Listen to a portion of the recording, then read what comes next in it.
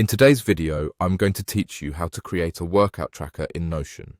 By the end, you'll have a ready-to-use tracker added to your workspace, plus a clear sense of how to tailor it so it actually fits your routine and goals. First, open the Notion website in your browser. If you're new to Notion, you'll be guided to create an account. If you already have one, just sign in and head to your workspace.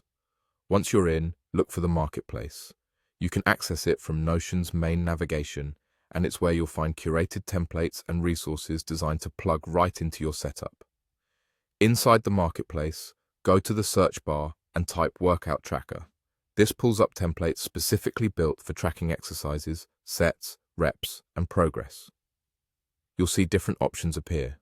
Click the one that looks right for you to open its detail page. Here, you can preview the layout, skim what's included, and confirm it matches the way you like to log your training. Make sure you're viewing it in the Templates section, then click Add. Notion will ask where you want to place it. Choose your workspace and the page location that makes the most sense for you. In a moment, the template will be copied into your Notion, and you'll be taken straight to your new workout tracker. Once it's added, feel free to customize everything so it reflects your routine. Give the page a name that keeps you motivated and tidy up any demo entries so your tracker starts fresh. If the template includes a database, adjust the properties so they match what you actually track, like exercise name, date, sets, reps, weight, duration, or notes. If you see views such as calendar, table, or board, arrange them in the order you'll use most and set a default view that opens every time. You can personalize the look and feel too. Change the icon and cover for quick visual recognition, and tweak colors or groupings so it's easy to scan during a workout. If there are example workouts you like, keep them as a starting point.